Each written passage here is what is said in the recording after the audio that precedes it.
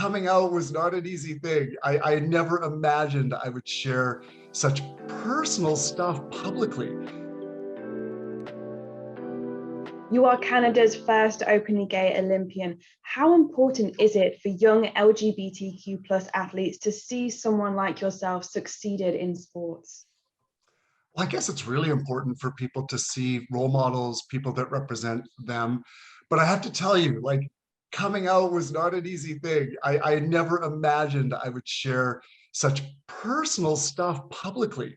But there just came a moment, gosh, in 1998, so many, many years ago, long before people were talking about gay and lesbian and bisexual transgender issues in the public, long before television shows were out there, long before anybody in sport really came out, I just decided sometimes the personal becomes political. And unfortunately, I am a role model. And I can't keep this dance of it's my private life, no one needs to know, and who knows and who doesn't. And so finally, I just decided to break those silos down. It's been really interesting. You know, I've been a role model for many, many athletes. Really important around the Sochi 2004 Olympic Games, when Russia declared that anti-propaganda law, basically excluding the LGBT community or targeting them coming to Sochi. There was a 17-year-old young luge athlete from Canada that was a closeted gay guy. And he was so terrified to go, to think that the Russians would be looking through his phone and his computer and he could go to jail. And he reached out to his sports psychologist, and I got to be his mentor through that process. And that really brought home for me the firsthand frontline importance of being there to support the next generation and what it means for the young LGBTQ athletes to be coming up to know that other people have been there before them. In a 2019 interview, you described being called too openly gay by a client of your motivational speaking. How did this experience make you feel? Yeah, so this was many, many years ago before I came out. And so for a corporate client to say you're too gay, I was like, wait a minute, I'm not out. I don't think I'm gay enough. And so I went the opposite. That was actually the impetus for me to come out publicly. When I was discriminated against, I lost a massive 6-figure speaking contract. Ironically, the guy was gay himself. So it's one of those classic examples of, sometimes the women in power don't want other women to succeed. Sometimes the gay that's closeted in a corporate environment, certainly 25 years ago, was terrified of somebody that might be more looking gay than them, that it might expose them. So I just decided, enough of this. If I'm being discriminated against and I'm not even out, what have I got to lose? So you're not gay enough. You're too gay. Let's just be who we are.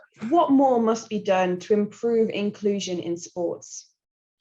Well, I think that we have to be really purposeful. In fact, just like the business community has to be super purposeful right now about making sure that we're representative. I think that people are sometimes miffed about this idea of diversity and inclusion. And I like to explain it really simply, that for me, it's like you're trying to make the most amazing stew or bowl of soup imaginable. And diversity are all the ingredients that go into that soup. But inclusion is the cauldron that the soup is actually made in. And that's the culture that you create by the language you use, the tone that you set for people to be themselves at work. And the stronger that cauldron is, the more those ingredients can get the best out of themselves and fully savor that soup. Otherwise, it's totally a bland soup if nobody's allowed to kind of shine and do their thing. So diversity and inclusion, you just want to create the best possible soup for your culture. So you got to have that place where people feel like they can bring themselves fully to work. How did competing in the Olympic Games shape you into the person you are today? The Olympics have completely shaped who I am. They really taught me the fundamentals of high performance, how to lead myself to amazing results, how to lead others, and how to sustain it. The Olympic movement, it's the athletes, it's the coaches, but it's also sustained by values and something that gives it all meaning. Without that sort of other layer, the gold medal doesn't mean that much. So it's really taught me a lot about high performance. And there's this myth that high performance is for elite, that it's an elite idea. But actually the fundamentals of high performance, I started as an 8-year-old kid, all the way through the trajectory. It took me obviously to the highest levels of what I did. But high performance is really that ability to constantly improve, to constantly evaluate what you're doing and find ways to be better today than I was yesterday. And I think that's a philosophy that works well, not just through the Olympics and sport, but in life. Which personal qualities are needed to succeed as an Olympian? Well, I think there's all kinds of them. I think there's like many micro skills that are needed to be successful, to bring your best in whatever we're doing. I think it requires a lot of self-awareness, requires agility, requires resilience to get through the tough times. It requires mental fortitude to be strong when sometimes you might want to give up.